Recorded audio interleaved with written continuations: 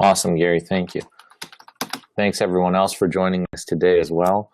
I appreciate you guys being on time and being here. We're going to give everybody just a couple more minutes to log in, and then we'll go ahead and get started. Just wanted to make sure that we will be trying to ask a couple of questions of you guys as we go through the presentation. So hopefully you guys are able to type into your chat window, and that way everybody can see the responses. Or if you'd like to talk as well, we can unmute you. You just have to let me know in the chat window, and I can unmute you and mute myself so we don't have any echo. So again, we will get started in about a minute as everyone starts to come in, and then we'll let everybody else join us as we get in progress. So we'll be right back.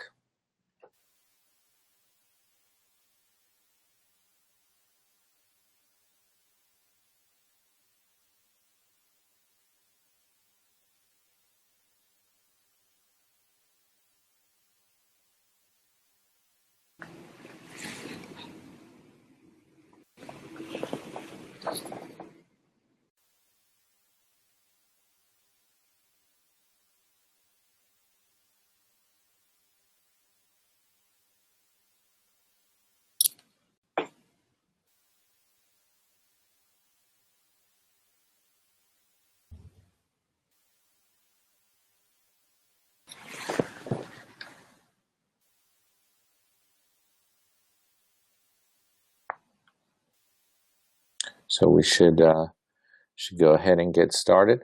Thank you very much for joining us today. I appreciate you guys not only taking the time today, but actually taking this last 4 months. For some of you guys, this has been quite a long road. These last 4 months, you've done a lot of work and put in a lot of effort, and we really, really appreciate that. And this class is kind of great because hopefully, if you've taken in all of the information from the last 3 classes and your own experience from doing the assignments, this last class is really more about reassuring you that you know what it is that you're supposed to do in these situations. We'll touch on a few things that we've seen before and also learn a couple of new things. And then we're really excited for the end as well. So once again, as usual, if you have any questions, please feel free to type them into the chat window. Especially since you've had the opportunity to do some of the quizzes as well as some of the homework assignments and models and things. I think that hopefully you've gotten a chance to really experience a good learning experience with us and our program here. At the end of the survey, you'll also be getting, at the end of this seminar, you'll also be getting a survey.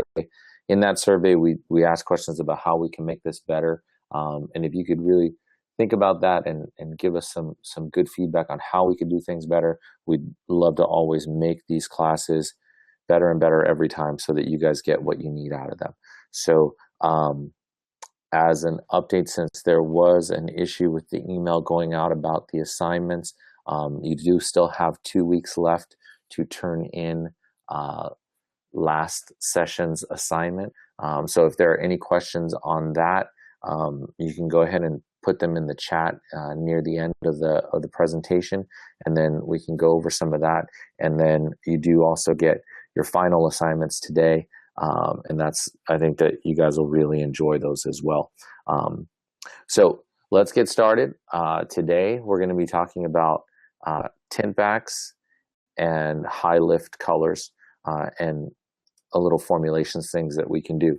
Now, just as a recap, okay, you want to remember these P's, we were introduced to them in our first class, and it really is the basis of getting the best results. Now, a lot of times, we get busy or what have you. We want to skip some of these steps, and you will still get good hair color. You'll still get good coverage if you skip a couple of these steps or don't do them to the best of your ability, but you're going to get the best result and the best coverage when you really pay attention to these things. Okay. When we talk about proper preparation, there's a couple of items that we want you guys to use and specific reasons for them. On the left, you have the Use Me First hair purifier. Now, one of the things you want to think about is this, okay? You are using a product in Mastey hair color that is gentler than your regular ammonia-based hair color, okay? So one of the things that's going to happen is if you're used to doing hair color on dirty hair or on hair that has buildup, when you're using ammonia-based color, that's fine because the ammonia will eat through that buildup. It'll still allow for it to deposit and everything else. But with that comes the damage that you're going to get from the ammonia as well. So when you are using a product like Mastey, you need to take the extra step to actually make sure that the hair is actually clean before you apply the color process. And by clean, we mean that not only is it not dirty, but also it doesn't have hairspray buildup, hair gel buildup, anything that's going to interfere from the color penetrating into the hair. Okay, so you want to make sure that all your clients, for best results, you want to make sure that they have clean hair with the Use Me First. When you use the Use Me First, you're going to be able to tell a lot from the lather. If it lathers really well, then that means you've cleaned the hair. If it doesn't lather very much, that means the hair is still dirty. You should rinse out and do a second application, and what you'll see is that it will lather up. You can rinse it out, and then you can towel dry and apply your color. Now, for the two clients that we're going to be talking about today, our high lifts and our tint backs, okay? What we are doing in those situations is we are either trying to take all the hair color out of hair, right? Or we're trying to put hair color back into hair that has already had it taken out, okay? No matter what, when you are doing that lifting, that initial lifting to get the hair color blonde, right? There is some damage that is going to occur, especially if you're using bleach or if you've used ammonia in the past to do it. That hair needs to be properly moisturized, properly repaired. And so we recommend that we have a one-step product called Restorative Mask in the Color Protection line. That's a combination for those of you that are familiar with our classic line. The Restorative Mask is like a combination between Super Pack and the Moisture. So it's going to add the necessary moisture that you need in the hair. And that necessary moisture will be accompanied by the necessary amino acids or proteins that you need to rebuild that hair to make it strong, okay? Just want to check in, make sure everybody can hear me on the line. If one of you guys can just, on the chat window, just say, go ahead. Now, proper formulation, okay? We're going to discuss that today, and we're going to see an example of something that we just did this weekend that was kind of interesting because it brought us back to our basics. So we'll discuss formulation, but we want to make sure that and based on the 3 classes that you've taken already, you should know so much more now about how to formulate a color. If you don't, you got to rewatch these videos and open your mind a little bit to the fact that you can actually do it. You just have to ask yourself the right questions, okay? Proper sectioning. We want to make sure thin sections. I know this is repetitive, but it really truly does make a difference, especially in your gray coverage. Use thin sections. In the end, you probably won't use any more hair color than you normally would have if you were doing thicker sections. You're actually just able to spread it a lot better. So make sure when you're applying, you apply to both sides of that thin section. Proper saturation, make sure that you have enough color on there, okay? Don't wipe the color off. Make sure that you leave that color on there. Proper timing, again, you want to start with 45 minutes, But you guys are smart now, and you know that 45 minutes is the recommended time for using hair color, the Mastey hair color, and depositing, right? Covering grays and all that. But here's where everything else that you've learned comes into play too. You know that varying the timing of the color will give you different results. So if you let it process less time, then you're going to get less coverage or less lifting, whatever it is that you're trying to do. And you may be wanting to do that. So this is where your professional experience comes into play, right? Because the manufacturer is going to tell you, make sure that you use the color for 45 minutes. And that's exactly what we want you to do. If you're trying to get full coverage, you're using this formula, and that's what you want to do. But let's say you have a client that you don't want 100% coverage on them. You want their grays to look more translucent, more like highlights, so that when they grow in, they grow in less noticeable, right? Then you're going to vary that timing, right? Or let's say you have someone who's really, really difficult to cover gray. And not only do you do all of those steps that we talked about in our gray coverage class, but you also extend the timing 5 to 10 minutes because you want to make sure that it covers, and you've seen with that client that works. Now, it's not on every client that you have to do that. It's just on those particular ones that you've learned over your not only the years of doing hair, but also in these last 4 months of classes. So remember, increasing the time can increase the deposit, and decreasing the time can affect how long the color is going to last. So depending on what you want to do, you can vary that timing as well. One thing that you want to remember is that hair colors should always look very, very soft. It should look very, very shiny, and the hair should look very, very healthy. If you do your hair color with Mastey hair color, it should always look like that at the end. If for some reason it doesn't look soft, it doesn't look shiny, or it looks a little dull, then you haven't washed all the hair color out. Return them to the bowl. Make sure that you wash the color out. The proper way to wash our hair color out is going to be to go ahead and take your customer back to the bowl. You're going to put warm water in. You're going to emulsify. By emulsifying, you're going to bring it almost to a lather, right? And then you're going to rinse the water clean with warm water. It is important to use warm water. It is important to emulsify, and you'll definitely see a difference in your results when you take these steps. And then lastly, for certain clients, you may want to choose to seal or protect the color. In our formulations class, we learned about color glosses and glazes, and those have their moments when you want to use them, when you have someone who's, for the particular issues that they have with their hair, that's the power of the sealer or protector that you need, right?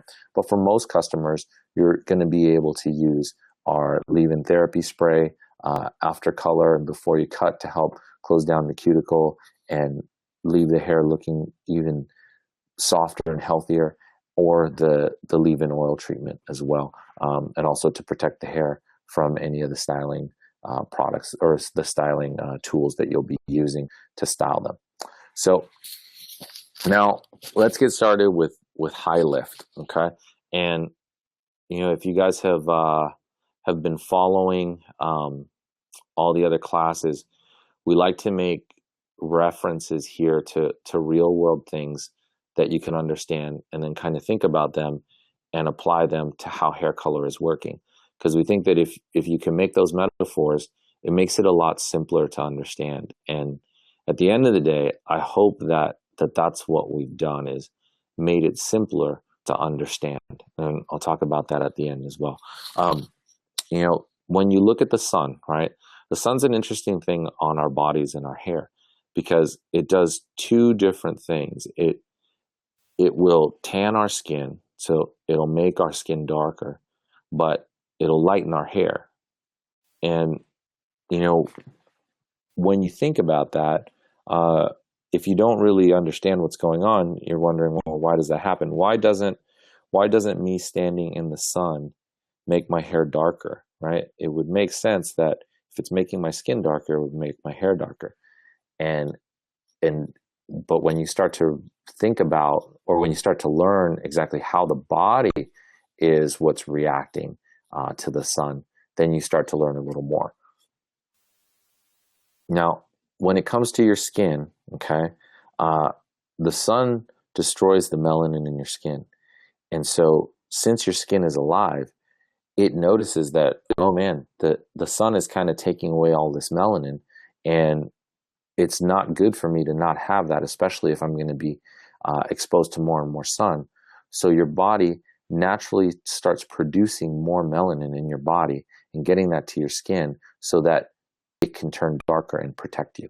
So your body is actually what's making you tan. The sun is trying to take away that melanin, and the body responds by making more. Okay, so try and wrap your head around that for a second, and then think about the hair. Okay, the sun is doing the same thing to the hair. It's trying to take away that pigment. Okay, the difference is that the hair on your head is already dead, so there's no way for the body to infuse it with more melanin. So what happens is that the hair starts to bleach out or starts to get lighter. Okay, so the new hair that comes in, it's going to be darker because that new hair is being produced inside the body. You know, we learned in our gray coverage class how that process works and how the melanin is going into the hair that way. And so the new hair that comes out is going to come out dark like it normally was, but the hair that was already grown is going to be bleached out because of the sun taking away all of that pigment. So what we have to think about when we're formulating is that we want our formulations to mimic what the sun is doing when we're lifting. Okay, and so what the sun is trying to do is it's trying to take out the pigments. Now, when we talk about hair, we've talked about the fact that we've got, you know, these 10 different shades of brown, right? And as we go up in those levels, we can add different tones to those levels to get the different colors that we have. And know that our level 10s and our level 11s are really our ultralight blondes and platinum blondes. There's not a lot of pigment left in those levels. Okay, so it's kind of everything's been taken out. We also learned in a previous class not only how, you know, on the color wheel you can make brown using blue, red, and yellow, but also how to take that knowledge and apply that to the tonal values that we have in our hair color. So if you look at the first 4 circles that have 0.0, 0.6, 0.3 equaling brown, right? That's for you guys to understand that we use our neutral as our blue, our 0.6 as our red, and our 0.3 as our gold or yellow. And when you mix those together in equal parts, you're going to see brown. So if you did that, you would get a nice neutral brown. When you look at our amplifiers, right, you can make those tonal values with our amplifiers. And so you can make a brown tone by mixing 07, 66, and 33. That's going to give you brown. But you can also do it with the tertiary colors too, right? With purple, orange, and green by mixing the 22, the 44, and the 37. And you can do that in any combination that you wanted to, right? So you could actually also make a brown by mixing a 0.66, a 66 and a 37, because your red and your green is going to make your brown. Or mixing a 22 and a 33, a violet and a gold is going to make your brown.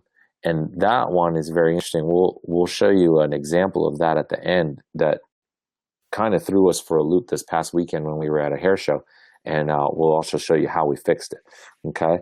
So remember, shades of brown, Natural hair levels are just those different variations. And you have the ability to kind of play like the sun and do different things with it. Okay. Um, so remember, when you're lifting, you're removing pigment. When you're tinting back, you have to replace that pigment. Um, so let's talk about lightening, right? Let's say we have someone who's a brunette, brown hair, and we could take the blue pigment out of her hair, right? Then we're going to end up with someone who's a redhead or orange, right? Copper, right? And if we then took that copper hair and took the red out, we would end up with a blonde. Okay. And if we took that blonde and took the yellow out, we would end up with close to platinum. And the reason why we walk through these 3 steps is you have to think about this when you are going to lighten a client, right? And this is what's really important, expectations, right? What you have to remember is that if you have someone who is a level 3, it is going to be very, very difficult to get them to platinum blonde. Difficult, if not impossible, without destroying their hair by using bleaches and all that kind of stuff. So one of the things that you have to do is you have to, 1, manage your own expectations, and 2, manage the expectations of your client, okay? Because maybe you can't get them there today, gently, but you can get them, 2, 3, 4 shades higher, and then the next time they come in, you can work them 2, 3, 4 shades higher again, and then the next time they come in, they can get to their platinum that you're trying to get them to. But it's going to be a series of steps and done over time, right? Sometimes at things like hair shows and things, we don't have that luxury. And sometimes in the salon, you don't have that luxury. So you can do, an application, let it process out, wait for it to be done, and then do a second application of the same thing to get it to the next level. But it really depends on your time and on what you are expecting to be done, right? And so you want to remember, as we go back, when we start with our brunette, right? If whether you use hair color or you use bleach, right? The first color that's going to come out of that brunette hair is going to be that blue. So you're going to watch, and if you watch it while it lifts, and I've done this to my own hair. I have probably level 2, 3 brown hair, and back when I was really young, I wanted to be first I wanted to do it like platinum blonde, and then I wanted to turn it blue, right? And so at the time, I didn't know anything about hair at all. I had no idea how any of that stuff worked. So we just went to the store and we picked up some bleach and some hair bleach, and we put it on my hair. And, the first thing that left was blue, and it turned almost like a fiery red, right? And you're going to see that happening. So if you're lifting and you know that's what's going to happen, you have to formulate to make sure that you can counteract that red. That's why you'll see in these formulations that come up how we go ahead and do that. And then when we got finished, we left the bleach on my head on, I think, for over an hour. And then we finally realized, we got smart and we're like, oh, maybe it's not working anymore. So we washed it out, but it was still in this red shade. So we thought, let's do it again. So we went back to the store, bought another box, and we applied it again. And this time we left it on for another hour, right? And this time what left was part of the red, and I was left with a lot of yellow. But near the root, mostly because I couldn't take the burning and the pain anymore from having the bleach on my scalp the first time. My roots were still like, they went from blue to red, and then my mid shaft went from red to yellow, and then my ends were starting to get like really, really blonde. But then at that point, I just needed to stop. I couldn't take it anymore, and I was afraid of what was going to happen to my hair. So I had hair that looked like a flame, right? But now I think back on it now, and that was over 20 years ago, I think, that I did that. And I look on it now, and now I understand why it was doing what it was doing and what I was doing wrong. Okay, so let's talk about what we could have done right. Okay, if you guys will get hopefully a link in the next couple of days with a page that we're building that has all of these slides, PDFs, videos, links to the questions and everything, all in one place. I think it's masteyhaircolorcertification.com. And you guys will be able to go there, and you'll be able to download some of these things. I think that these new color wheels that we have are amazing. They really make sense, at least to me, and hopefully they make sense to you. The way the color wheel is laid out makes perfect sense, right? If you have, let's say, blue and violet, when you mix those two together, you get blue violet, right? Makes total sense. If you mix violet and red together, you get red violet. And as you go along the color wheel on the way up, when you mix two colors that are one away from each other, it's automatically going to make that middle color. So if you can, you really only have to memorize red, blue, and yellow and know what they make together. And that will give you the secondaries.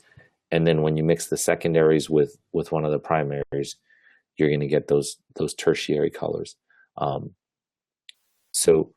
one of the other things that, I was watching a YouTube video, and it was a color class that I was watching, and they were talking about the remaining pigment levels. And I noticed something that was kind of crazy, is that and I think for a lot of people, they instinctively know this, but for me, it was something new. So I thought it was brilliant. If you mark the levels out the way they are on this screen, that's what your remaining pigment is at that level. And as you go up in levels, it just follows the color wheel. So it's very, very simple to know what's going to happen to my client if I'm lifting them. Where are they going to end up? If I'm lifting them, let's say I'm starting at a level 2, and I lift them 3 levels to a level 5, what is going to be there? Your answer is right there. And now you're smart enough to not only ask yourself that question, but also know where the answer is. Okay. So what am I supposed to do? Right? Like, what if I don't want that red? That's where these color wheels come in, which are really great. Say again, I have my customer that's at that level 2. I'm going to lift them those 3 levels to that level 5. I know from my color wheel and my experience, I'm going to have red. What can I do to make that neutral? I got to add green, right? So, because I know that on the opposite side of the color wheel, that green and that red is going to make a neutral brown. So what am I going to use? I'm going to use whatever shade I want, and I'm going to add 37 green amplifier to it. And that's going to help me.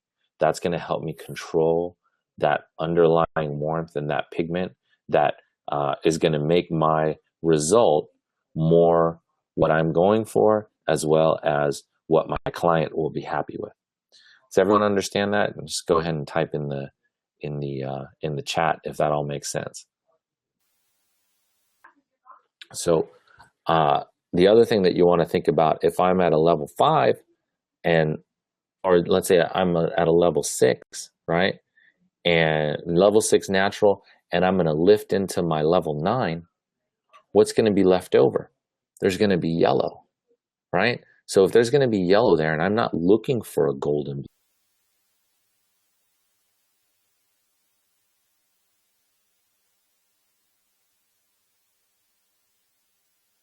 if,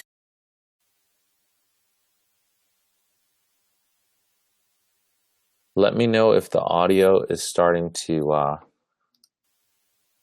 crack a little bit. I just got a little alert on that. So if the audio starts to get bad, let me know and we'll try and fix it. So if you're lifting that level 6 into that level 9, you're going to have that golden blonde, and you want to get rid of that, you're going to need violet. So there's a couple of things that you can do with that. You know, you can use a violet tone in the color that you're using, or you can add the 22 violet amplifier or the 07 violet amplifier, and sometimes either a combination of each, depending on whether you're getting yellow, orange, or yellow. It really, really depends, and that depends on the customer. Your basic lifting formulas that we recommend are going to be super easy to remember, okay? You're going to use an 11 series color and a 60 volume developer. And as you see these slides, we added the pictures of the bottles just so that you could kind of start to understand too what the different products in the bottles do, okay? So this is a small color bottle and your developer. So you're going to use, you know, depending on where you think you're going to end up, right? Because you can use this formula on your brunettes trying to get them caramel, or on your blondes trying to get them platinum. So depending on where you're going to go and on what you want as a result, right, you can definitely vary the 11 series that you're going to use. Most of the time, for what you're trying to do, if you're trying to get, you know, platinum highlights or highlights in the hair, you're going to use 11.2 most of the time. But that doesn't mean that you can't use 11.1, 11.23, 11.3 if you're going for that golden blonde, or 11.53 if you want just a hint of a different tone in there. Okay. And sometimes though, the underlying pigment is going to be really, really strong. So that basic formula of using, you know, let's say an 11.2 or 11.23 with a 60 volume is not going to be strong enough to counteract that underlying red pigment in your brunettes that you're trying to get highlights on, or in your blondes with the really strong or yellow pigment in the hair, remaining pigment in the hair. And this is when you want to start to remember some of the stuff that we talked about in our previous classes too. This slide should look familiar to you guys. Basically what it's telling you is that as you choose a higher level of color, right, the amount of pigment that's going to be lower.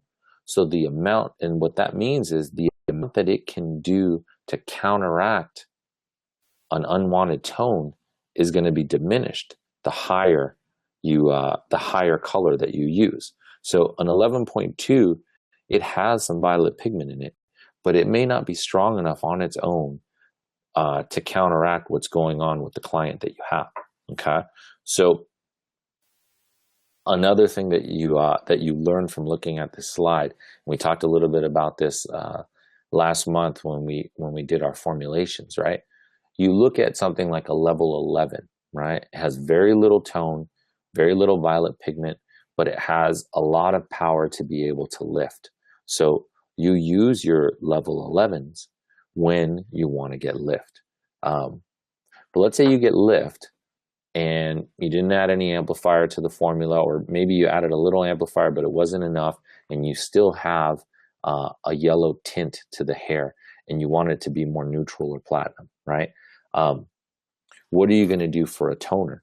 If you use a level 11 in your toner formula, you're not really going to have enough pigment in there to tone that out. You've already learned that because you've used the 11 to lift and it wasn't enough to tone it out. So you actually have to drop down. I usually recommend that you use a level 9 in your toner formulas because that level 9 is going to have it's going to have the most amount of tone in there without actually darkening the results that you have. So hopefully that makes sense. So when you think about it, when you take it to the next step, when you're trying to just lift and tone at the same time, right? You want to use your level 11 because you do want your maximum lift, right? And then you want to add your amplifier into that level 11 to make sure that you have enough pigment in there to tone out the unwanted results, okay? And this is where stylists have to be smart, right, about these situations. Let's say Tammy comes in to me and it's her first day that she's ever been with me, and she wants me to give her highlights, right? Well, I'm going to look at Tammy's hair. I'm going to think about, other clients that I've done in the past that have similar hair to Tammy. If I'm smart and Tammy's really picky, I'm going to do a strand test just to make sure and see where my results are going to end up, right? Yes, it may take a few more minutes. It may take, extra time. However, that extra time that I spend with her, if I can promote it the right way and let her know, Tammy, we are not going to lift your hair with bleach because we don't want to damage it. We want to use a gentler process. I want to see where I can get you so that we make sure that both of us are happy with those results. And then, especially if she tells you she doesn't want any warmth in it, then you should do the strand test just to make sure that you're going to get what you're going to get. However, sometimes we skip that step, right? And Tammy's in a hurry and she just wants it done. So we go ahead and we do it, and we get a little bit of warmth, not so much that she's like upset about it. She can't maybe even see it, but you can see it. This is where you have to keep your record for yourself that says, okay, this time I used level 11.2 and I used 1/8 of an ounce of 22 amplifier, and then I used the matching amount of 60 volume developer. It still was a little warm for my taste. On the next time around, I'm going to increase that amplifier from 1/8 of an ounce to maybe 1/4 of an ounce, okay? Or maybe in between, depending on how bad it was, okay? So the starter formula for when you're using color, amplifier, and developer for a lifting formula is going to be 1 3/4 parts of 11 series, of an 11 series, right? 1/4 of a part of an amplifier, and then 2 parts of your 60 volume developer.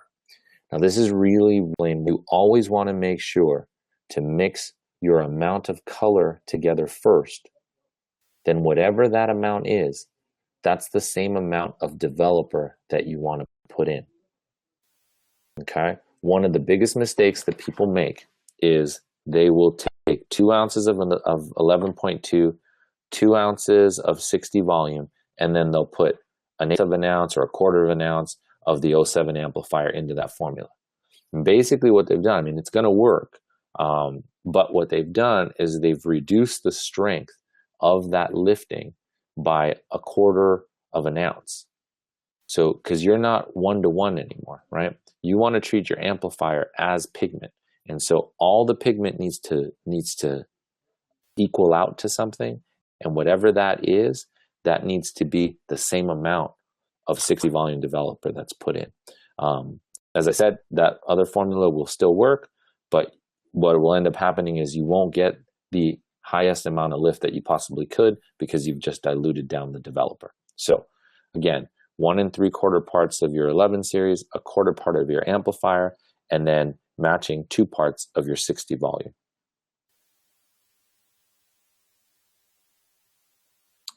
A lot of times people want to know this question, right? It's like, well, how much amplifier do I use? And what am I supposed to, how much of that am I supposed to put in there for the formula? And what you want to think about, and again, it comes back to asking yourself these questions, right? The more 11 series that's in that formulation that you make, the more lift you're going to get, right? The more amplifier that you put into that formula, the less lift you're going to get, but the more tone you're going to get. So you have to decide based on what it is that you want, right? We have a starting point, right? Our starting point is just the recommendation. 1 3/4 parts of color, a quarter part of whatever amplifier you're using, and then the equal part of the 60 volume developer. But let's say you need more tone, then you're going to have to manage that and add more amplifier, knowing that adding that more amplifier may give you a little less lift. How much less lift really depends on how much amplifier you put in and the customer that's there sitting in your chair. So you really have to make sure that you ask yourself the questions. For example, if lift is the most important thing, then the more 11 series that you put in there, as opposed to amplifier, it's going to be the better for you. And then you can tone at the end with a 9.2 toner formula that we'll talk about. But you really want to pay attention to what exactly it is that you want. Always start conservative, right? So 1.75 ounces of 11 series and 0.25 ounces of amplifier. When you're counteracting yellow, we've seen these formulas before, but we just want to make sure that we pay attention to that critical step, right? 1.75 ounces of 11.2 and 0.25 ounces of 07 amplifier, and then your 2 ounces of 60 volume is going to counteract the yellow-orange that you see on some like these models that we have here. They had a lot of yellow-orange underlying pigment going on in there. So the violet that we used from the 0.2 was in there, and then we added blue to counteract some of their orange. And so that's why you have a blue violet in there. Again, remember your tonal numbers. 0.2 is violet. You're adding 07, which is blue. You're getting a blue violet 11 series to help counteract. Now, when we're trying to put in highlights or any kind of technique that you're doing where you're lightening hair in your mid-range levels and you're not wanting it to go warm, green is going to be your best friend, and that 37 amplifier is going to be indispensable. How much you use is really, really important. I wouldn't go over a half an ounce of amplifier to 1.5 ounces of 11.2 when you're doing this. And it would be, and my reasoning would be, is that I start to see more ash in the formula when you go over that amount. So not only does it counteract the red warmth, but it starts to make it look ashy as well. So, and if you don't want that, then you wouldn't want to do that. And in some cultures, they want to see no gold at all, and ash is actually the preferred thing. They want it as ash as possible. And in those areas, 37 is really their best friend, because they're able to make it so that people will get the result that they want. But again, you're looking at this formula, you have 1.5 ounces of color, a 1/2 ounce of the amplifier, and then 2 total ounces of 60 volume, putting that together. Now, let's say you're lifting into your reds, right? Let's say I wanted to have my hair orange, or very, very copper, right? And I'm taking my level 3 and lifting it into like a level 6 copper, right? What I would want to do is use that 11 series to get the lift that I want into the area that I want to be in, and then adding that 44 amplifier so I could have really, really copper highlights on my hair. And then again, you're looking at that. We're looking at where we're going to be, how much lift we're getting from our 11 series, how much lift we're going to get from the developer. And on this formula, we're saying use 1.5 ounces of 11, 0.5 ounces of 44, and 2 ounces of the 40 volume, right? And you want to use the natural warmth that you're going to get from the from the formulation and from the underlying pigment of the client. So one of the biggest things, that you want to pay attention to is that you want to use your professional opinion in how, not only how much or how high you want to choose your color, how high you're going to choose your developer, and also your timing. In certain situations, you're able to lift without to the level that you want to get to without having to wait the entire 45 minutes. So you want to pay attention to those things. Tips when lifting, okay? You want to vary your developer choice for your desired lift, okay? And you want to vary your color selection and amplifier for the desired look that you're looking for. With everything, we want to tell you guys, start conservatively, okay? Start conservatively, and then once you have a handle on these things, then it's okay to go crazy and do whatever it is that you're looking for. And here's the great thing is, when you start conservatively, you actually build confidence in yourself that you know what you're doing, and then it gives you the ability to be more creative later. Because if we don't start conservatively and we start making a lot of mistakes, internally it starts making us not want to take that extra creative step. So learn the conservative formula first, and that'll give you the opportunity to be confident when you're going out there to be creative. For the best professional results, always tone or seal your colors. Okay.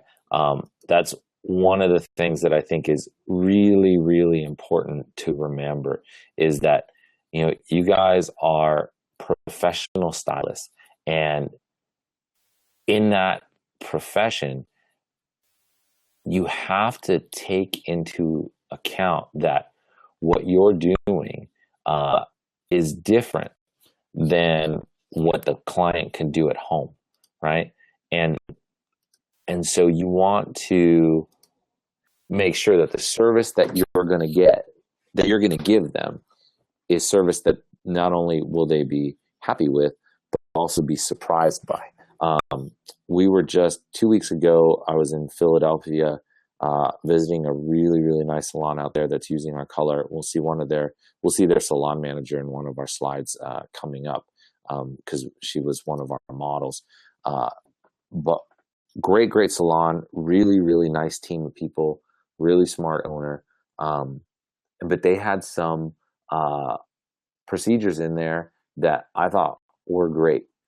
Their pricing, and you want to think about this when you think about like your pricing, right? Because everything does have a time value, but that time value, your expertise and the products that you choose are what separates you from the other stylists and from the consumer just doing it at home. Okay. This salon is great. Every single color you got in the pricing was pricing for the toner. And it wasn't like they explained it to the customer like, here's the pricing for the color, and here's the pricing for the toner, and here's the pricing for washing you beforehand or whatever. It was a complete package. It was like, this is the price for color. It's X dollars, right? For that X dollars, they gave their client an experience. So they were taken back to the shampoo bowl. They were purified with Use Me First. They were given a quick conditioning treatment with the restorative mask. They were towel dried. They had their hair color done. Once their hair color was done and washed out, they were toned in the bowl, or if need be, with a clear gloss or with a semi or demi permanent formula. Then they were washed out. They were prepped, and they were blow dried, and they were out the door. And every single client, that was the expectation. And it built really, really great loyalty from their customers. Because if, for instance, a customer decided one day, oh, you know what, Susie's kind of busy, and my friend, she goes to this other lady, I'm going to go over her to get my hair color this week. and she walks over there and she gets her hair done over there. And not only do they not wash her hair, they also have, you know, multiple charges. So they charge her to color the hair. Then when the stylist realizes that she used a bad formula, she charges her to tone it. And then she wants to charge her to finish it and blow dry it and all that kind of stuff. And it turns out she's going to go back and she's going to say, wow, whenever I go to my stylist, my experience is I come in, I know exactly what I'm going to pay, and I know exactly what I'm going to get when I walk out. And that's one of the things that you want to start thinking about, whether you're a salon owner, a booth renter, or someone that has a salon suite.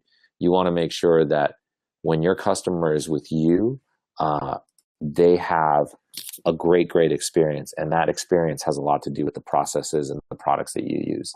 So let's talk a little bit about the different kinds of toners, because I kind of alluded to it, okay? The type of toner that you're going to use is going to depend on how bad the tone is from where you lifted from, okay? And you can use this information for even when you're doing your lifting with bleach, okay? Number one, you definitely want to try to start using amplifiers in your formulations when you're lifting. Try and get as much of the unwanted tone out in the lift, okay? So if you're lifting with our color, go ahead and start using conservatively those amplifiers to try and get tonal value to come down, okay? Sometimes there will still be just a little bit of unwanted warmth that can be taken care of in the bowl with a color shampoo. So we have our Mastey color shampoo. It's non-drying, it's no sulfates. It basically has the pigments from Color Instantani in the shampoo. So you're shampooing in acid-based pigments that'll attach to the hair color that's in there or what have you, and then tone it out, okay? You can also sell those retail if it's someone that you know is going to have a problem and they want to tone their own hair at home. They could use it like once a week or as needed to try and tone it out. Our number one selling shade in that is our platinum, because people use a lot for highlights, and that's a really easy way. Number two is we have a set of reds. I think we have 4 different red shades, and people use those to add more red tone to the hair between color services, right? So color shampoos, you know, they get a bad rap a lot of the times because of how they were made. Ours are a little bit different. You know, they're non-drying, they don't build up, but it goes back to having the different types of dye system and the fact that we don't have any sulfates and things like that. We won't damage the hair from the color shampoo. It's really just going to help to put in tone. So sometimes when it's not that bad, color shampoo is an easy way to go. You can also use Color Instantani by itself on certain occasions. A lot of our hair colorist customers who have been with us for a long time, right? They use Color Instantani religiously. So every single hair color that they do, they have some Color Instantani in their formula, because they see for themselves the value that brings on the specific tone that they're trying to get, that specific outcome, right?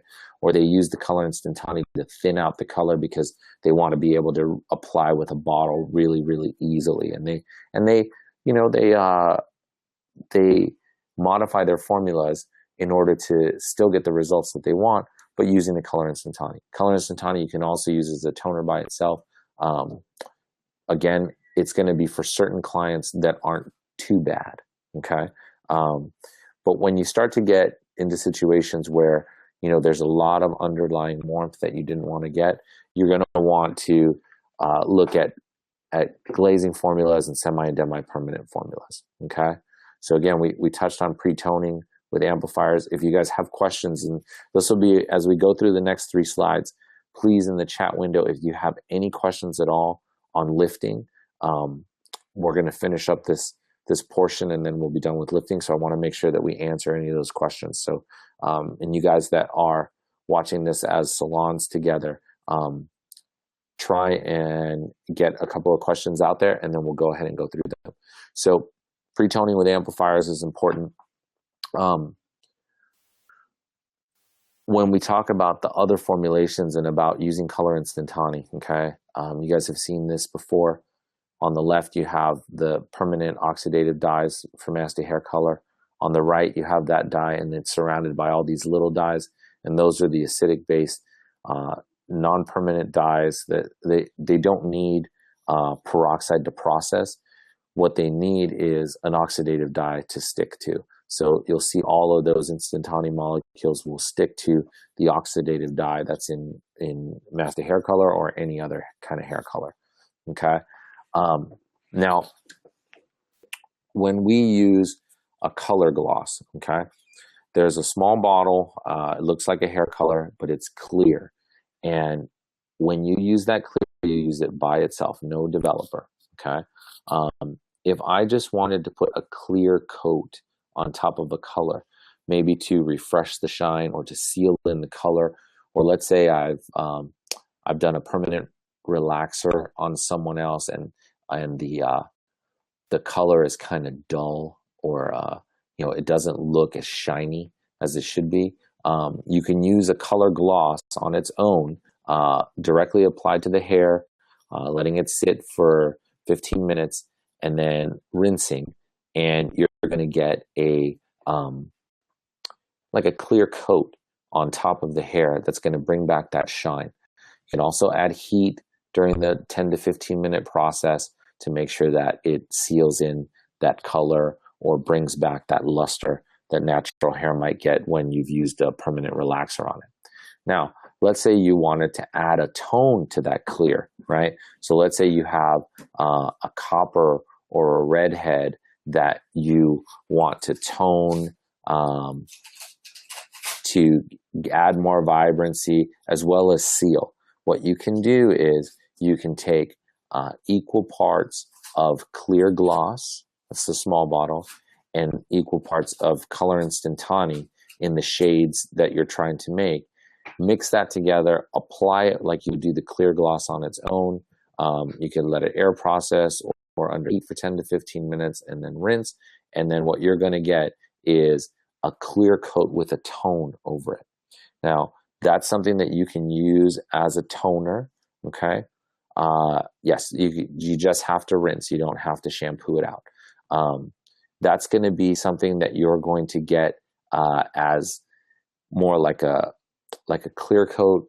It's going to be definitely less time and less product than a semi-permanent or a demi-permanent, but you're going to use it for different situations. Again, this could be another tool that you have in your arsenal when you're dealing with permanent relaxers and what they do to the luster of the hair, right? And what they do to hair color. You can come back and use the clear gloss with the instantane to bring back that tone, okay? Now, if your tone is really bad and you really need to fix it, then you're going to use a demi or a semi-permanent formula. The demi and semi-permanent formulas are exactly the same, except the only thing that you're switching out is the volume of developer. But it's very, very easy, okay? And if you look at this, you'll see that I have 2 ounces of my 5.34 color instantane. That's the big bottle, right? 1 ounce of 20 volume, okay? I'm going to mix those two together in the bowl, and I'm going to get like a real liquidy 5.34 developer, and then I'm going to add 1 ounce of my Mastey hair color to that, mix it right up, and then I'm going to go ahead and apply. And I can apply that from anywhere from 15 to 30 minutes, depending on, the condition of the hair, what I'm doing, whether I'm just trying to tone or whether I'm actually doing a demi-permanent formula. It really, really just depends.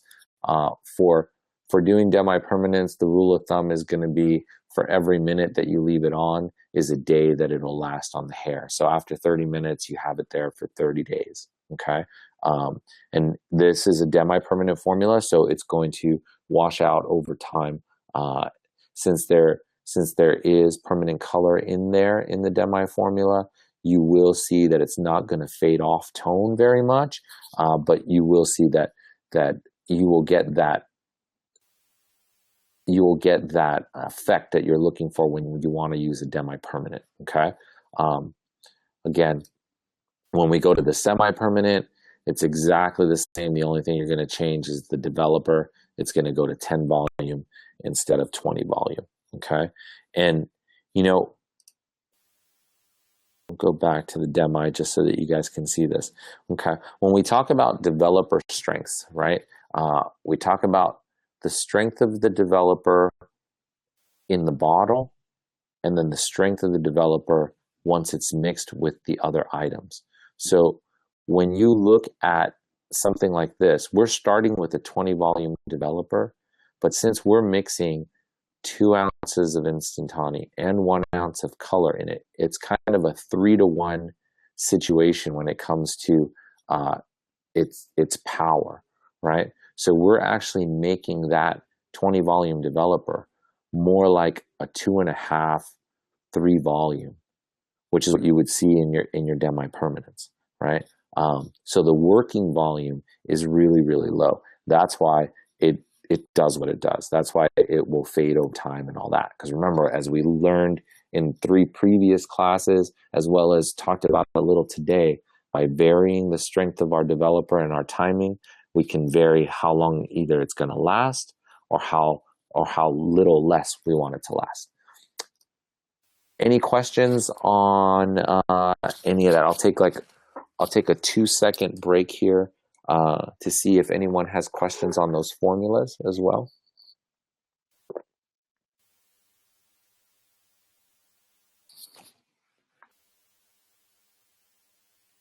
You guys having a good time out there? Is everyone still being able to hear everything?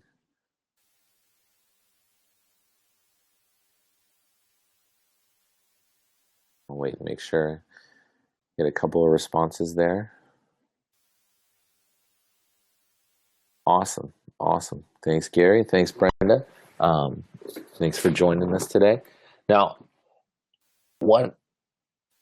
another thing that we can do with our formulas, and it's very interesting because, for the longest time, especially when I first started teaching these classes, I would always get the question about color being able to lift color. And, I think a lot of stuff is taught in school that traditionally color cannot lift color. And when you start to look at the reasons why,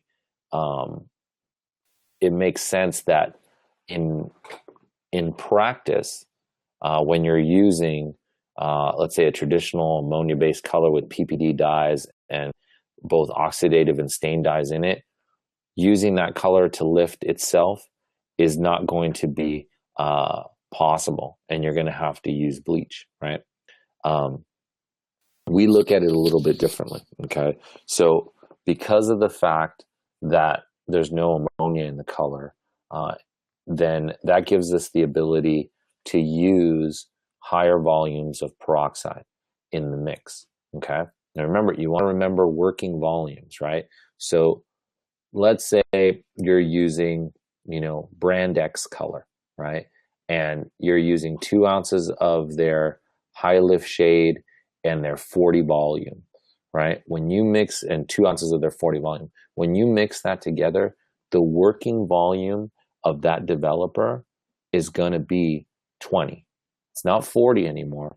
It's 20 because you've mixed equal parts of something else into it. It would be as if you took 2 ounces of water and put it in with 2 ounces of the 40 volume developer. That working volume now is 20. Okay. So, since we don't have any ammonia in the color, gives us the ability to use a higher volume developer like a 60 volume. But again, the working volume of that is not going to be 60, right? It's going to be 30 because we're mixing these things together. Now, it's interesting because we don't talk about these working volumes and mixtures and things earlier on in the classes because people are usually stuck to the numbers on the bottles, right? Well, this is what this is. This is what that is. And they would be confused if you started telling them about working volumes and things like that. You guys have gone through those classes. You know exactly what's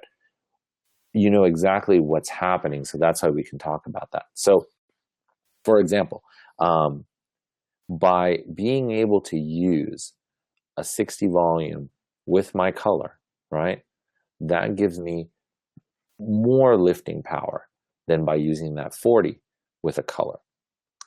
Having that extra lifting power allows me to take some of the other color off, okay?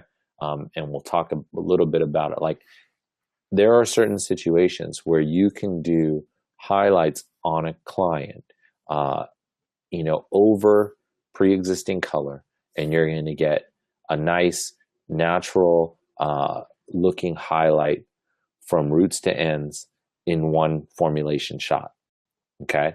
There are other times when that's not going to be possible, right? Because it's going to be a lot easier to lift what's on the root than what's on the mid shaft and ends that have been, that have been dyed multiple times with stain dyes or demi-permanents that have built up. So again, strand test is always your friend. Over time, you start to learn these things, and you can make better educated guesses of when you actually need one and when you don't. But you can rest assured that you are going to get lift. The lift depends on what's on there. So the color history of the hair. So where this comes into play too is not only in highlights, but in trying to decolorize someone. Let's say someone has dyed their hair black, right? And they don't want to have black hair anymore, but they've dyed their hair black a number of times. Maybe it's box dye, maybe it's, demi-permanent dyes that have built up over time. Whatever it is, in order to get that out, you have a couple of choices. Yes, you can use decolorizers, you can use bleach, or try something a little bit gentler. In certain situations, this will work. It's worked great for us in a lot of situations. I think what's kind of great for us as we do a lot of like hair shows and in salon color classes and, things in like bigger color classes in hotels and things like that, is that because we're in a new area, we don't have like a stable of models that we know exactly what they're going to look like and what their hair is like and all that. We put out ads on things like Craigslist, or we hire models through a model agency or what have you. And when they show up, we have to diagnose what's going on with the hair, what we can and can't do, and how that's going to fit into what we're trying to teach in the class. And a lot of times, decolorizing is the first step we have to do because of the fact that they have all this buildup of dye in their hair. So a simple decolorizing formula is going to be your 11.2 with your 60 volume, right? Your timing and lift is going to vary again based on the color history of the hair. The application procedure is really simple. It's very simple and easy. You want to mix that up, then you want to apply that into the hair. Off the roots, you want to see where that line of demarcation is, where you're starting to get a lot of that build up, and you want to apply that formulation very, very quickly through the hair. You want to make sure that you can get it on there as close to around the same time as possible for the whole hair, and then you want to watch it every 5 minutes to see how much of that hair color is breaking down and being able to come out. Like, you're not going to turn this person here on the screen into a bleach blonde for sure, right? But you are going to be able to get a lot of that buildup off, so that then you can go in and do a second application of an all-over hair color that's maybe a lighter brown that will make the hair start to look better. And then over time, you're going to be able to do more and more things with that client and with that hair. So again, these are the procedures. You guys can, when you download these, you can see these and print them out for yourselves. Biggest thing I would say is think about the color history. So if you're new to the color, let's say, and or to our color line, and you know that you've put brand X, demi permanent on that hair, and you know how much is built up, then you know that it'll take a little time to be able to get it all out and get it to a place where it's acceptable not only to your client but to you. So make sure you pay attention to that. We call that color history. Make sure you pay attention to the underlying pigment that's going to be on there so that you formulate for that, and make sure that you're checking every few minutes, because you want to make sure, you never want to have to overlift and then tone back down, right? That does happen a lot, I'm sure, in the salon, but if we can lift them to the level where we're at and then deposit at that level, I think you get a better result, and there's no need for that extra processing time. Results are going to vary, so strand test, definitely. And then, as we talked about earlier, these things are a process, right? And communication is really, really important. And so you have to communicate that to your client as to how long something is going to take, what you're going to do, and what the intended results are, and kind of a margin for where that's supposed to be, right? Think about it this way. If you guys had started this program and I had told you guys, oh yeah, you're just going to take a class and then you're going to be certified, right? And then you're like all excited and you come to the class, you take the class, and at the end of the class I say, well, now you got to take this other class and it's going to cost a little bit more money. You're going to immediately throw some red flags up and wonder, why is this person telling me that? Or why wasn't I told this from the beginning? And that's really what's important, is that communication is a huge, huge deal, especially when you're dealing in a service industry, where, a misunderstanding, which could be just a simple misunderstanding, could turn into a bigger deal than it needs to. So that ends us on high lifts. Now, so if there are any questions about lifting formulas and things, please type them into the thing. Next we're going to move into tint backs, and then a formula, and then we're going to be done into the finals. So I'm actually getting really, really excited. So we want to step back again, right? At the beginning, we talked about how we were mimicking the sun with our formulations when we're trying to make highlights or get lighter. Now what we want to do and what we want to think about is mimicking the body when we want to turn blonde hair back into brown. Think about what the skin is doing with the melanin in order to make that skin brown, to defend it from the sun, right? So let's go on this journey. Now, as we remember, right, the sun destroys the melanin in the skin. The skin is alive, so it responds and it produces more melanin to try and negate the sun's damage, right? Now, our formulas, we got to pretend like we're the skin and we're going to make more pigment and we're going to fill that into the hair to protect it, okay? So what you want to think about is tint backs are like lifting in reverse. And how when we talked about my hair when I had that experiment with bleach 20 years ago, and we walked through those pictures earlier today, right? Hair was lifting. When it's lifting, there's certain colors that are leaving in an order, and they're leaving in the order of the color wheel, right? So when we're tinting back, we want to play nature and we want to put all of these colors back in. And it's really, really simple. At the end of the day, it doesn't have to be so complicated. And this is what's kind of interesting, is that a lot of times the biggest problems have the simplest solutions. But if when someone tries to teach us those solutions, they try to make it really fancy, or they try and make it more difficult, or they try and make themselves look really important by knowing more than you or what have you, right? It totally does nothing for anyone. So our goal is to try and make it as simple and as easy as possible. And then you guys can get creative from that point. Okay. So hopefully we can do that. If there's a better way for us to do it, let us know in the comments, in your survey at the end of the class. Okay. So let's talk about this. Making brown, right? We already talked about this. Blue, red, and yellow, equal parts, are going to make brown. We know already how to take away pigment and how to counteract the underlying pigment, right?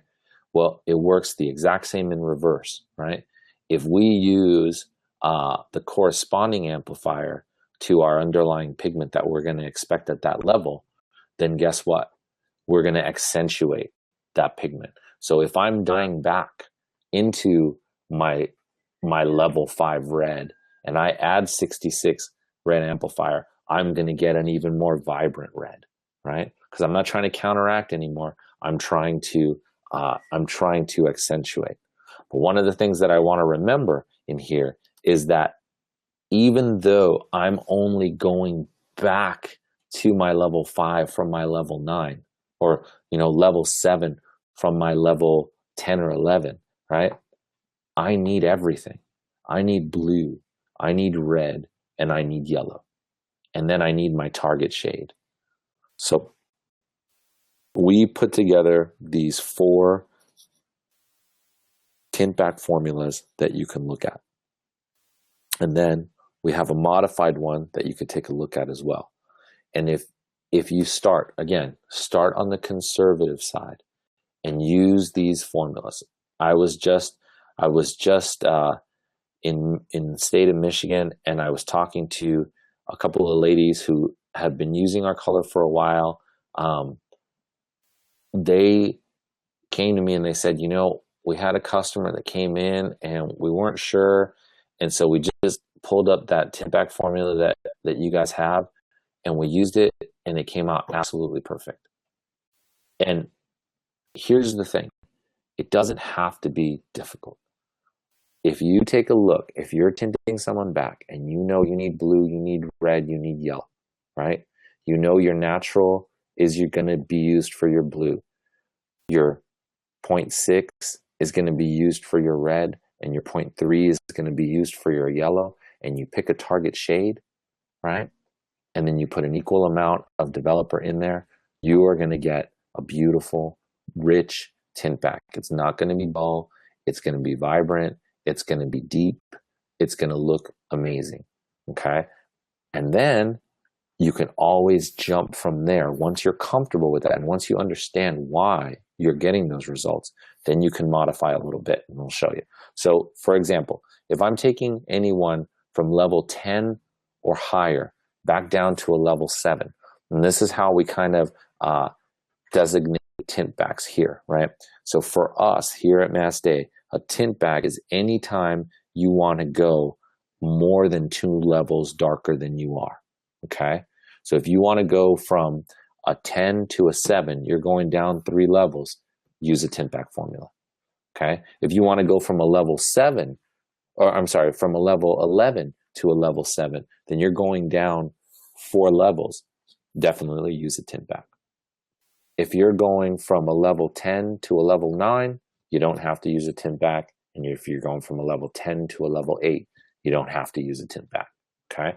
But once you start to go more than 2 levels down, you want to start replacing those pigments in. So simple formula, if I'm going from level 10 to level 7, I'm going to use a 1/2 ounce of 7.0, that's going to be my blue, 1/4 ounce of 7.6, that's going to be my red. I'm going to use a 1/2 ounce of 7.3, that's going to be my gold, okay? And when you take a look at this, we're recommending these proportions. What we've learned is that these proportions are the ones that are going to give you the richness back on that tint back. So 1/2 ounce of blue, 1/4 ounce of red, 1/2 ounce of gold, okay? And then we're picking a 7.34, that's a 7 chocolate, as our target color, and we're using 1 ounce of that. So when you add all that color up, it's 2¼ ounces of color, right?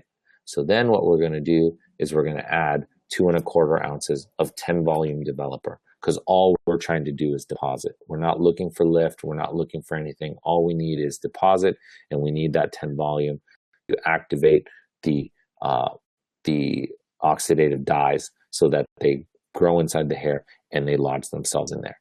So processing time, 45 minutes. Now, again, you're doing all of those previous steps that we talked about in the beginning of this, and that we've mentioned in every single one of our seminars, right? You want to use the Use Me first. You want to definitely, for these people, especially if it's someone who you've bleached up all the way and now you're trying to make them brown again, you want to make sure that you replace that moisture and replace that those amino acids, proteins with the restorative mask as well before you do this application. Okay. Does that make sense to everyone? Go ahead and type into the chat. Make sure you guys are all still there. Now, what happens when we get to a situation where like a level 6, right? Let's say I'm a level 9 or a 10 and I want to be a level 6. Well, we have a 6.6. So what can we use, right? What we want to do is we want to go down to the nearest color that we can get to that level in that one that's missing, okay? So let's say I'm going from level 9 to level 9 or higher down to level 6.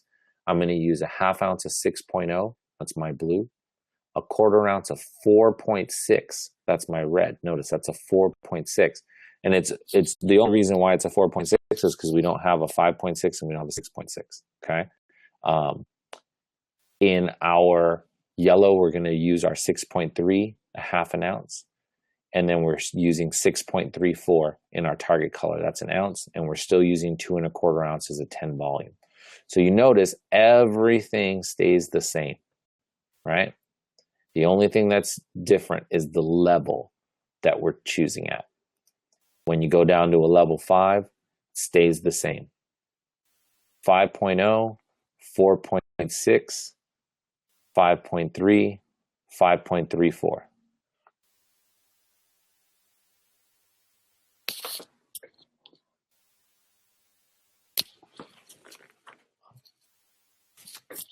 So then you have all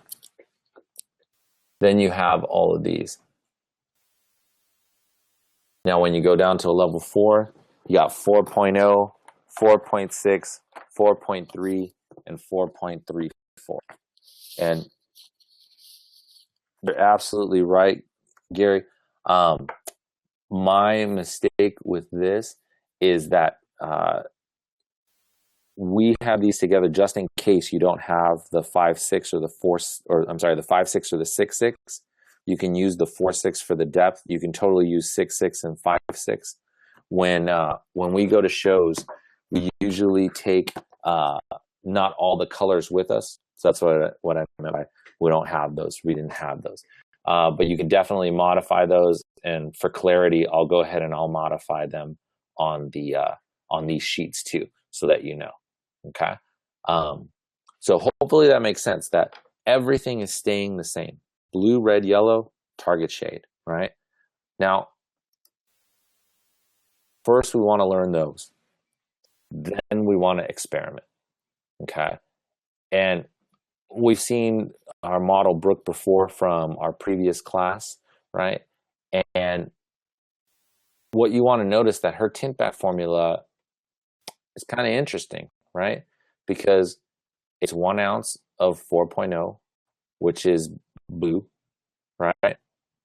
1 ounce of 4.6, which is red, and then 2 ounces of 4.34, which is our 4 chocolate. But if you go back, you might be asking yourself, what happened to that 4.3? Where is the gold, right? And I think that you guys now know, where is that gold coming from? Anyone? it's coming from the 0.34. Exactly, Brenda. And what you'll notice is the total amount is double of what the other ones are. So we're getting a lot of the chocolate in there, and that chocolate has the gold in it. And so it's allowing us to get definitely all of the pigments back into the hair to dye the hair back, but also the richness that we want from that 434. Application time on this was a very long time, and the processing time was 45 minutes. And this was our result, right? And, you know, it was twofold. One, because of the condition of the hair and how those bleach highlights were in there and what we were looking for the show that this was a model for us for, the stylist thought using this formula is going to be better because it's going to give us the richness that we want, and it's also going to take advantage of the fact that she has these big lightened chunks and kind of help us to accentuate that to make it look more like different tonal values or tonal changes in the hair, kind of more like natural looking highlights in the hair, all still at the level 4 range. Now, one of the things that you want to try, so Gary says that he tried this formula. Can you clarify, Gary, did you try this modified one or the previous one?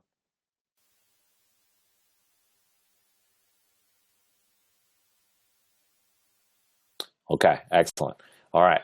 So in the modified one, you want to make sure that the condition of the hair is where it needs to be. Now, I don't know your model, and I don't know how blonde she was or how platinum she was, right?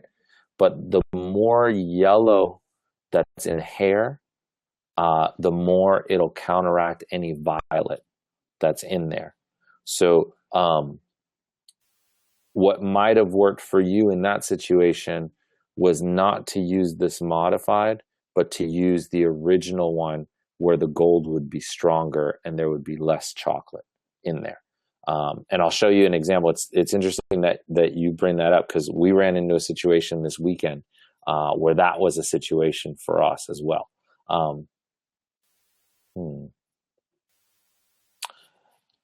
The other thing that I would caution you guys to do is to not use double zeros in these formulations, okay? And I don't know if you use double zeros or regulars, Gary, but normally what I would say is use the 0.0 natural and not the double zeros because of the combination of dyes that are already in there.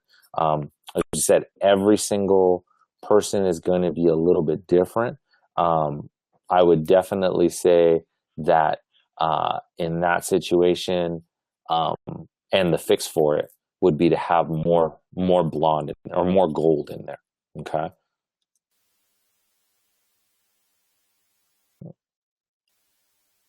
So let me make sure we didn't skip a slide. Yellow was kind of our enemy this past weekend. Okay, so we had a real interesting weekend, and I think this will play a little to your question there of why you got purple, Gary. So just follow me along for a second. So we did a class in Philadelphia for a few salons, and it was a great class. And the manager of the salon where we were doing the class was our model, and she wanted to have this silver hair, silver and with hints of blue, like a more silvery gray kind of look. And you know, you can get a lot of those kinds of fashion colors from using other hairlines and all that kind of stuff, but they're a salon that is trying to use us exclusively. And so this is one of the challenges that they were having, and one of the challenges that we were covering in the classes. How do you make things like silvers and pastels and make them last the way that, let's say, one of the fashion color lines with different kinds of dyes that aren't as gentle and won't fade off over time, but also build up on the hair. How do we counteract? How do we get that look without the bad of those other lines, right? So how can we make these colors with our line? And so Antonio came up with this great formula for silver, and it really interesting. Is 1 part 9.1 hair color, 2 parts 9.1 instantane, a little bit of 07 depending on whether you were trying to make what darkness of silver you were trying to make. So the more 07 you put in, the more blue in the silver you were going to get, the more gray it was going to look, right? And 10 volume. So it should be silver with blue base. And this is what we ended up getting, which was great because it was exactly what she was looking for, exactly what she wanted. Here is what worked in our favor in this situation. Okay. Jen is probably like a natural level 4 or 5. Okay. So, the salon owner is her hairdresser, and the salon owner pre-lightened her with bleach. So, got her to a point where she was, freshly bleached white the day before. Then we applied our formula. And so the result that we got was great. We had 2 or 3 different formulas. The formula was exactly the same. The only thing that was different was the amount of blue amplifier that was in there, right? And that's how you can see 3 different levels in there of silver, gray, or platinum, silver, and dark blue. Okay. She absolutely loved it. It looked great. So we thought, oh, we're going to a hair show this weekend. Let's use that formula. And so one of our stylists, Jamie, has blonde hair, and she wanted it to be silver. So we used the exact same formula, and because we're at a show, we're in a rush. We didn't do the strand test, and this is what ends up happening, right?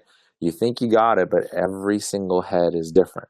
So Jamie wasn't bleached, newly bleached. She was already blonde, but had a lot more yellow in her hair. And so instead of it going silver and platinum and gray like it had done on Jen, it went more brown.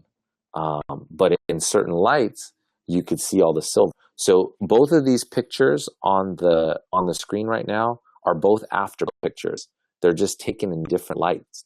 So if we were in a room that had a lot of yellow light in it, her hair looked brown. If we were in a room that had more blue light in it, then you could see some of the silver, but you can see in her low lights, you could see that it was still brown. None of her hair was brown, and we never used anything close to like a level 7 or anything like that. But because of the yellow that was left over in the hair, that was already there, it caused these results. So that's where these formulations. So we went back in there, we were able to fix it, and it looked great. But basically, we fixed it by taking the silver out and getting her back to blonde, right? What you want to think about in these situations is, just like for you, Gary, right there, the next time I would try that, I would definitely put more gold into your formula, and I would use probably the regular tint bag formula before the modified, just for a little while, so that we could start to figure out, exactly why it would go that way. So the best thing to do is to start with the original formula, and then from there move differently. Because it's funny because you had something go purple, I had something go brown, but all of it was just because of the yellow. And our stylist Antonio, he did both of these models. So, and these are both his formulas, and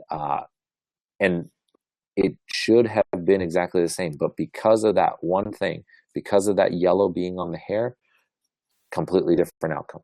So that's where, when we're experimenting, you want to do your strand test. You want to test it. One of the things that we're doing right now, and it's actually been a lot of fun, even for me, is we're trying to make colors like violets and purples and greens and all these colors with our amplifiers and a little bit of the regular colors. And what we'll do, if I know you guys are all friends with us on Facebook, so we'll put a lot of stuff up on Facebook, and we're going to have a couple of the classes that are coming up. One is on how to formulate these kinds of colors, and then the other one is on social media marketing and search engine marketing for salons. So we have that kind of stuff coming up. So if this is your last class in the series, some of you may have started in the middle, so you still have to go back and do the other ones. If this is your last class in the series, make sure that you keep up with us on the rest of the stuff that's going on, because I think it'll be really, really beneficial. But in this case and in others, strand test, you may be right, but you could be wrong. So it's really, really important that you test it to make sure that you get what it is that you're after. So again, I'm having fun with the experiments that we're doing, trying to make fashion colors or pastel colors. But it leads us to this. And before we go here, are there any other questions on tinting back?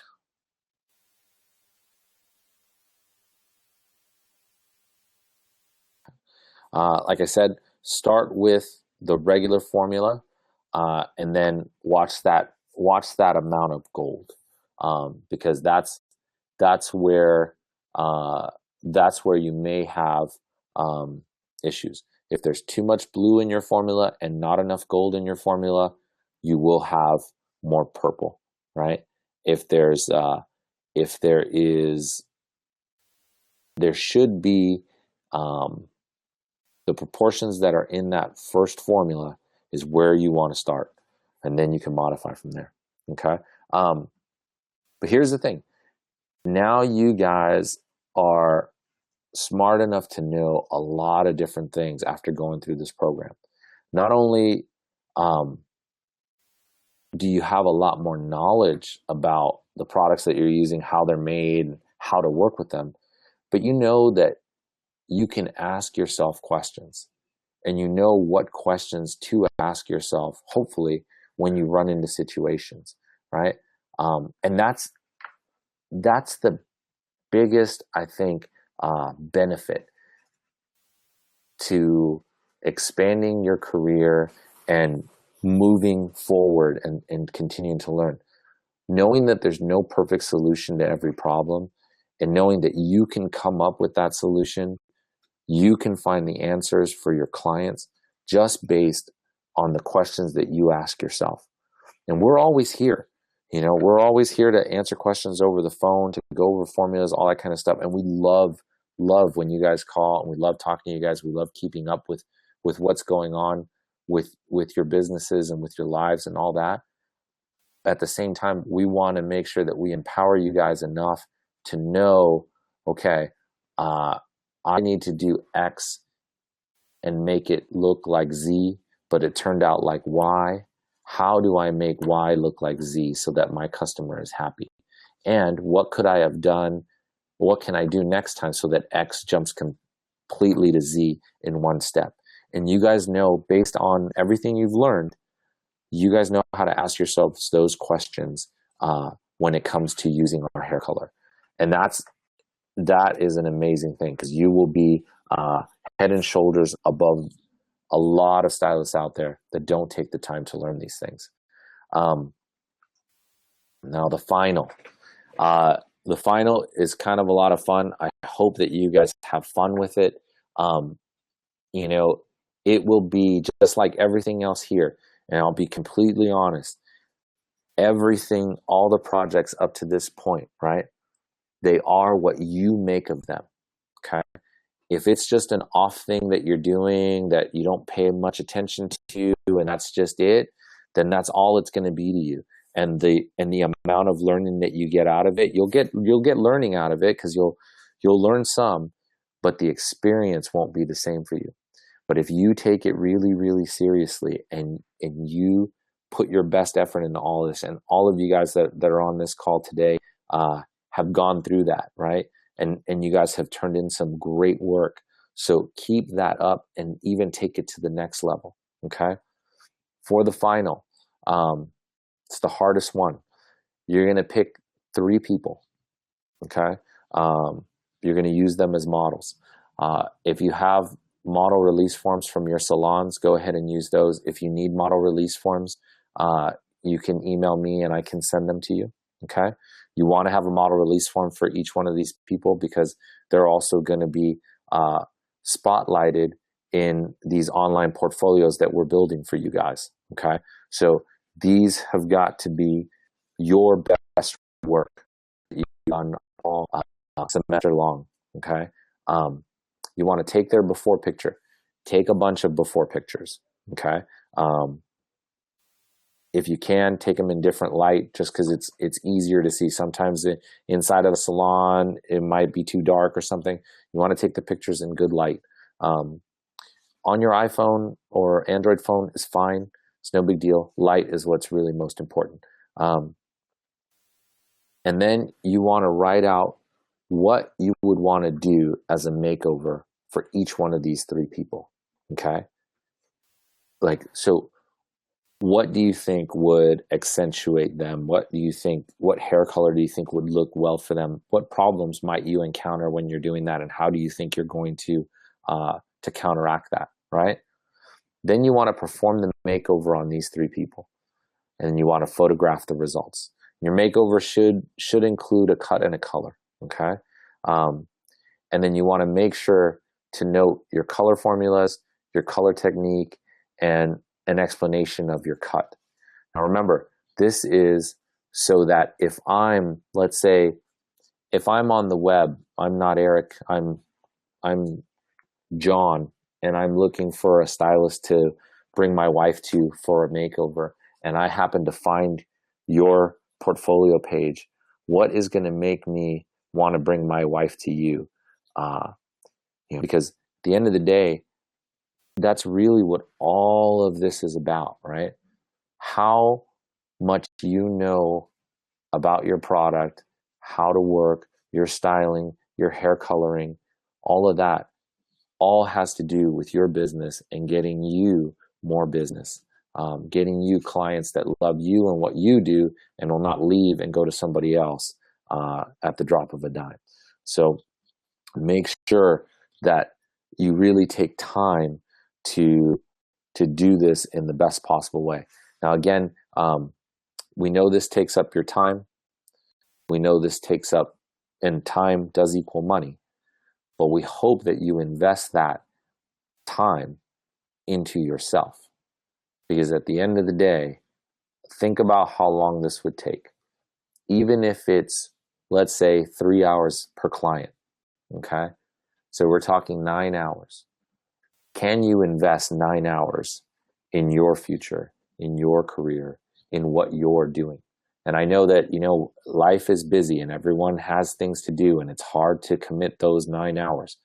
But those 9 hours make a big, big difference and a complete change in how you view your business in the future, even yourself. To help with the cost of things, we will provide product replacement for the hair color, developer, color instantani, and styling products that you use. Just go ahead and when you turn in this final, turn in a sheet with anything that you need. If you haven't turned in the sheet for the colors that you have used in the past as well on the last 3 assignments, go ahead and submit it all together. we will put that kit together for you and send that out to you as replacement, because we see the value in you, and that's a, a minimal investment that we can make in you as a stylist, but also you as a person. The second part of the final includes social media. So, at the beginning, we talked a little bit about your Facebook pages, Instagram pages, all that.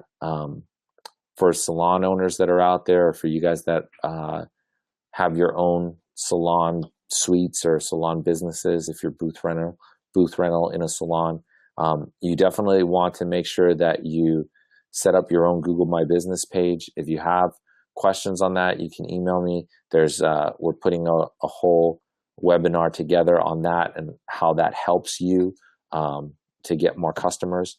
You want to make sure you update your salon Facebook page, and you're continually updating it. There's a few of you that are really, really great at doing that on this call. You guys are always putting stuff up. You guys are tagging me in it, so thank you very much. You guys are tagging Mastey in it, so that's awesome. And we see it and we share it, and that really is, like, today, social media is the word of mouth of 20 years ago, right? Before, someone would see someone at the supermarket, they would ask them, "Oh, who does your hair?" And you would have a new client. Now it's on social media. And, in the social media class that we have coming up, we have different things that you can do, different techniques that you can try with your customers to help them to promote your services online to their friends locally, so that it makes a lot of sense. When it comes to Facebook pages, I want you guys to think about this, okay? Don't get so stuck on how many likes you have and all that kind of stuff, because likes can mean a lot, but they can also be meaningless. If you're a salon and you have 300, 500 likes, and all those people that are liking your page are in your area and have access to you, that is way, way more valuable than having 10,000 likes from people in different parts of the country that'll never visit your salon, or people that you buy the likes through advertising from India or Pakistan or China or different parts of the US, where they're never going to see you. They're never going to come in to see you. So focus on your local community, and even online. Local is a big deal, and you guys will learn about that in the next class. We're also doing that class at the Orlando Premiere Show. So if any of you guys are going to be at the Orlando Premiere Show, come and visit us at the booth. We've got a big, nice booth right there on the main aisle, and we'll be doing the social media classes a couple of times while we're there. Also at that, we're doing a class called Green is the New Black, where we'll be talking about how to transition your salon into a greener space that's better for you and for your customers and for your business. What I would ask to, as part of the final, is to go ahead and visit us at facebook.com/Mastey Hair Care.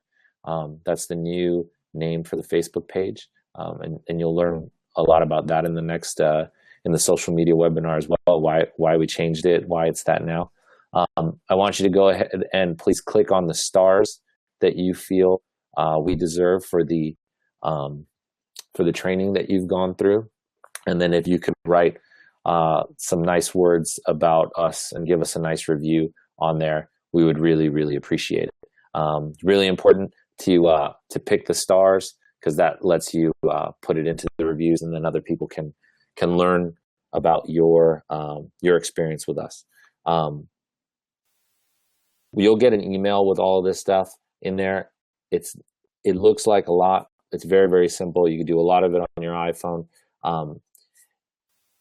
Reviewing us or testimonial video about your progress in the certification program would be great to have from you guys. We have customers all over the world, and we're trying to build the best education program that we can. But you guys, for those of you guys that deal directly with us, for our products, I'm sure we have a really good relationship with you guys. If you deal with one of our distributors, I hope that you guys have a great relationship with them. But when that happens, we don't know what the relationship is, and we don't know exactly what education you're being exposed to, or if you're even let know about certain educational opportunities. So it's really important for us to make sure that we keep the lines of communication open with all of our salons and give them the ability to have great education, whether it be local or online. And so any tips, advice, things that you can tell us about your experience in this program would really help us, because it would help us to kind of craft it to make it even better.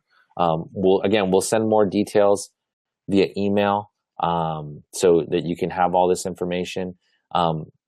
You're invited again to those social media webinars, as well as to the Orlando premiere classes and booth that we're going to have out there. And then we've also started talking about an advanced color seminar here in California in the fall winter of 2015. So the fall winter of this year. You'll get more information on that as well. I know a lot of you guys have asked about that. A lot of you guys want to come out and visit us out here, and we'd love to have you guys. So you'll get information about that as well. I want to end this by saying that I'm extremely, extremely proud of all of you that have gone through this program and finished it out.